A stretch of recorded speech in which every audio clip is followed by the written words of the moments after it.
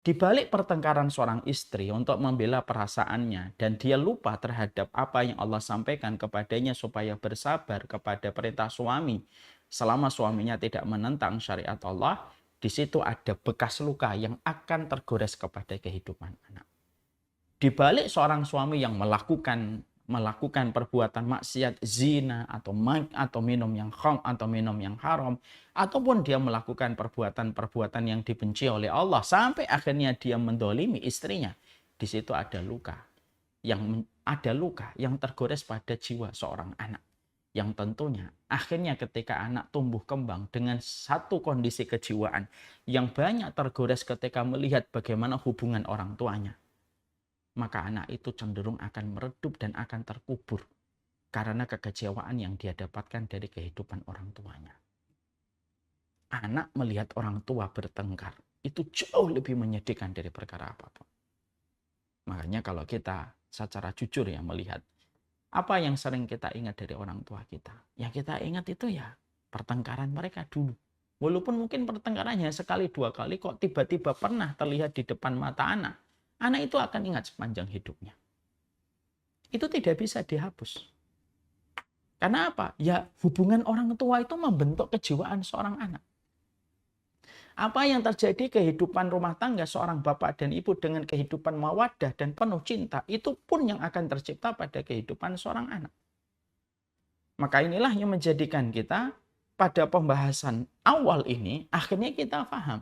Berarti ketika kita memiliki sebuah asa dan cita-cita besar, saya ingin supaya saya itu mendapatkan keturunan yang kokoh. Saya ingin sekali supaya keturunan kita memiliki keturunan yang betul-betul menjadi tangguh. Keturunan yang kuat, keturunan yang tangguh dimulai dari tangguhnya suami istri ketika mereka membina kehidupan berumah tangga. Ada sebuah kisah nyata yang pernah terjadi di satu kisah kehidupan seorang wanita dan suaminya. Ada seorang wanita datang kepada seorang guru. Lalu wanita ini menceritakan, saya punya anak dua. Anak yang pertama saya begitu luar biasa menjadi cobaan bagi kami dan cobaan bagi kami dengan berbagai macam tingkah pola perilaku yang dia miliki. Betul-betul kami teruji betul kesabaran kami untuk mendidik anak kami yang pertama. Beda dengan anak kami yang kedua.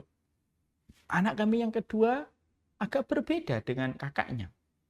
Lebih santun, lebih taat, lebih kuat kalau menghadapi masalah juga, dan lebih penuh kasih sayang. Memiliki ekspresi kasih sayang yang begitu besar kepada saya sebagai ibunya dan bapaknya. Kenapa kok bisa berbeda? Pertanyaan ini diajukan oleh seorang wanita yang sedang mencari ilmu. Kenapa dua anak ini berbeda? Padahal rentang jarak umur antara keduanya tidak terlalu jauh. Sang guru ketika ditanya tentang konteks peristiwa itu, maka sang guru bertanya kepada sang ibu, boleh saya bertanya kepada ibu? Bagaimana kondisi ibu ketika memiliki anak yang pertama bersama dengan sang suami? Kondisi ibu itu bagaimana kondisinya? Sering bertengkarkah? Rukunkah? Damai? Atau sering ada peperangan-peperangan di dalam rumah tangga kalian ketika memiliki anak yang pertama? Coba jawab dengan jujur. Maka pada saat itu sang ibu yang bertanya, beliau menundukkan kepala sedih tapi jujur merangkai kata dan mengatakan, jujur guru, jujur kami ketika menikah pertama kali melewati 3 tahun pertama, kami lewati dengan turbulens yang luar biasa. Konflik hampir tidak pernah lepas, hampir setiap waktunya. Sampai kami akhirnya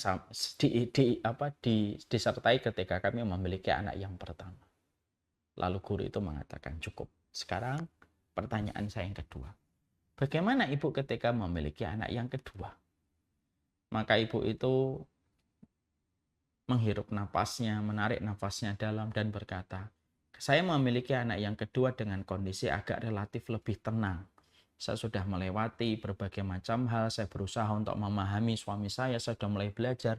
Suami saya juga sudah mulai belajar mengevaluasi beberapa hal yang sering menjadi cekcok konflik kami di dalam berumah tangga. Dan ketika saya memiliki anak yang kedua, kondisi kami relatif lebih damai daripada ketika memiliki anak yang pertama. Yang menarik adalah jawaban dari sang guru. Sang guru ini lalu mengatakan kepada ibu yang bertanya, "Ibu, sesungguhnya kedudukan ibu di hati suami itu sangat mempengaruhi bagaimana kualitas janin yang ibu lahirkan. Ketika ibu sering bertengkar, sang suami juga mungkin merespon dengan pertengkaran pula, maka itulah yang terjadi pada kehidupan sifatnya anak ibu hari ini. Tapi ketika ibu memiliki sifat lebih sabar, lebih ridho, lebih mengalah, dan sang suami juga lebih belajar lagi, ketika kondisi hati ibu yang lebih tenang, lalu akhirnya sang suami juga lebih ridho kepada ibu dengan kondisi itu, maka itulah yang mempengaruhi dan membentuk kejiwaan dari anak ibu yang kedua. Apa yang ada di hatinya suami tentang ibu sangat mempengaruhi bagaimana kondisi janin yang ibu kandung.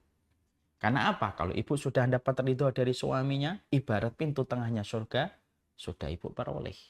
Maka konsekuensinya, hal-hal yang mengikuti itu akan ibu dapatkan, salah satunya anak. Tapi kalau kedudukan ibu di hati suami sedang bermasalah, maka sesungguhnya apa yang ibu kandung di dalam janin itu pun akan terpengaruh dengan kondisi bagaimana namanya ibu di hati seorang suami.